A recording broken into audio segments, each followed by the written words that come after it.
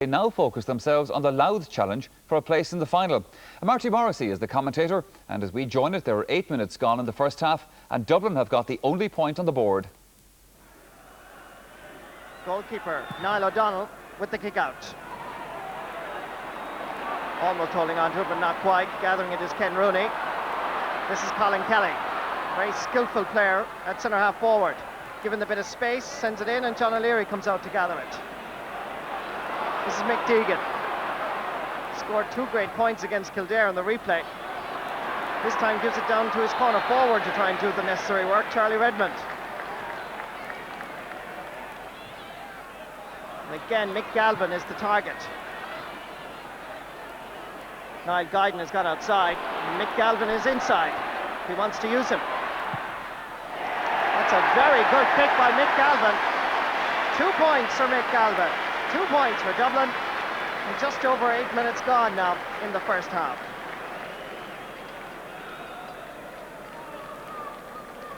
What they're practicing and training is obviously working out in reality, because a nice interpassing movement here between Niall Guyden and Mick Galvin results in this shot. Peter Fitzpatrick, the captain. And Riley, Pat Gilroy. This is David MacDonald, who decided that he was going to fist it, then thought twice about it, changed hands, free to Dublin. Niall Guyden giving it quickly to Jack Sheedy. Back to Charlie Redmond. And it's left to Keith Barr to come forward. Good defending indeed by Louth, that time by Colin Kelly. Brian Steins, referee, right up with the play. And that's going to be a line ball for Dublin. The referee, Brian White, has gone back to Brian Steins and telling him that he did allow him the advantage. Good refereeing. Paul Curran sending it into Brian Steins, and certainly the Dublin midfielders are getting a lot of room and a lot of scope. And that's an easy catch. Comes back outside, and a goal for Dublin. Charlie Redmond was the man who finished it. But the Dublin midfielders have been given way too much scope, too much freedom, and that time they contributed to Charlie Redmond banging the back of the Louth net. It was Paul Beelan who sent the cross in. Waiting for it inside was Pat Gilroy. Ken Rooney was up with him, but he used his height. The ball broke. Goalkeeper just got a boot to it, and it came out beautifully for Charlie to just tap it in. David Riley with the sideline ball. Louth need scores so badly. Just even one would boost their confidence. Well gathered by Alan Doherty. Stephen White is alone inside. This is Fintan Murphy going to lob it in and lob it over the bar. At last, Louth get their names on the scoreboard. It took 24 and a half minutes. But the Louth people finally have something to cheer about. They're not in any way out of this match, but they really need that score. This is the incident again. Fintan Murphy deciding to lob John O'Leary and just over the crossbar. Declan Smith must be concerned at this stage because his team haven't performed at all to their potential.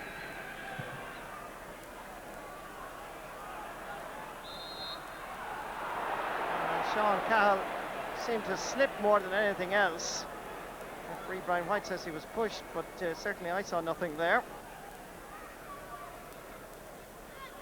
Charlie Redmond with the free once more. That looks a little bit better. Yes, it is. Point number 2 for Charlie Redmond. And he's now contributed 1 goal and 2 points out of that 1-4.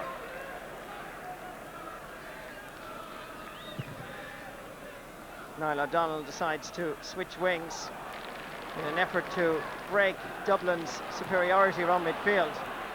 This is Mick Galvin, well knocked away. Picking it up is Jerry Curran. Now, can Louth do something here? Fintan Murphy knocking it back for Eugene Judge. There's plenty of space over this side, and they decide to open it up towards Pat Butterley.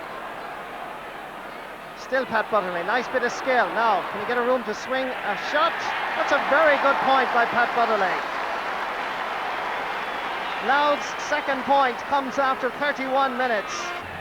That's an easy ball for Niall O'Donnell, who sends it back out long and far towards Colin Kelly. Keith Barr knocking it down for Pat Gilroy to Brian Steins.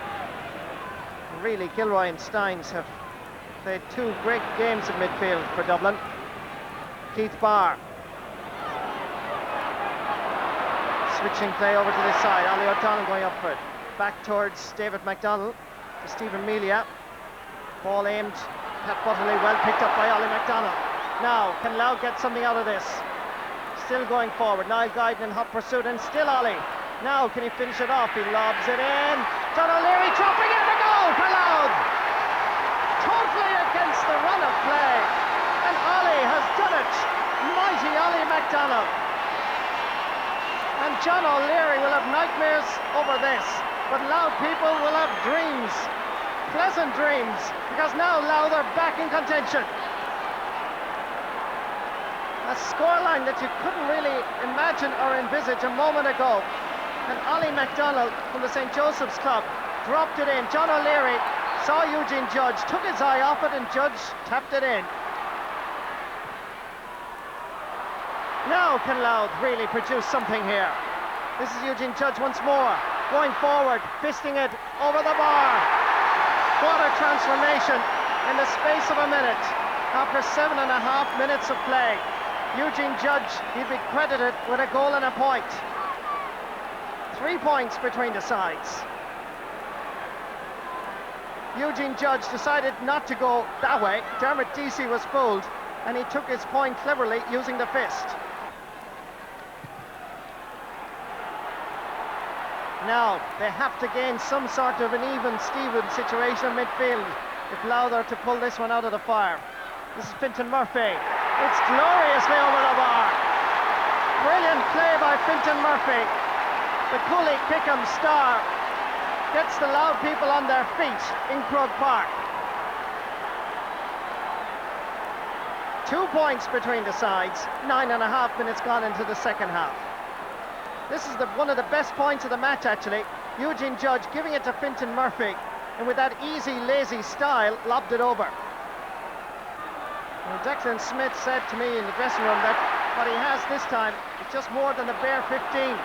And Ollie McDonald and David Staunton has given strength to the Louth midfield area. This is Pat Butterley giving it to Colin Kelly from way out the field. A magnificent point by Colin Kelly. Newtown Blues he may play for, but Newtown Reds are certainly blowing in the breeze now, because Louth are just 1 point behind. Fintan Murphy may have scored a beauty a moment ago. Colin Kelly matched it this time. And Dublin just have to try and settle themselves now and gain and regain their composure. Dessie Farrell, faced by David Riley, not being fooled. Now from a very difficult angle, dropping it in. There's plenty of Louth players there, and David Staunton is one of them. Way out to the far side is Pat Butterley. He'll wait for a little bit of support. Then lobs it up towards Stephen White. And Eugene Judge knocked on towards Stephen White. He's a strong fella. He's straight through, facing John O'Leary, and a brilliant save by O'Leary. All is forgiven, John O'Leary. You're back in the good books of the Dublin selectors, the captain. And all of the Dublin fans as well. Because that was a chance for Stephen White.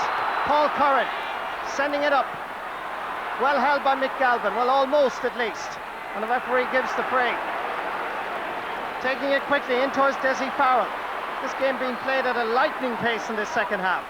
Back outside to Brian Steins, a chance. Decides against it to Mick Galvin. Another chance. He drives it high and he drives it over the bar. Mick Galvin comes to the Dubs' rescue when they most needed a score.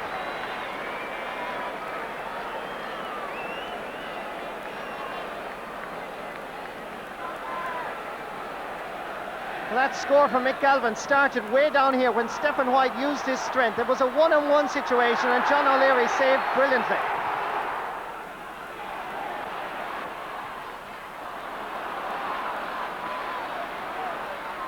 Now, Kieran Walsh getting it in towards Charlie Redmond. battling hard with the Louth captain Peter Fitzpatrick. Still Charlie Redmond. And Charlie getting it back somehow to Niall Guyton. Cutting straight through. Plenty of Dublin players there in support. One of them is Mick Galvin. Back out to Charlie Redmond. Dropping it across to Dessie Farrell. Outside is Pat Gilroy, but Farrell puts it over the bar. Dublin respond, showing that they have indeed great character, and the Hill 16 appreciate it.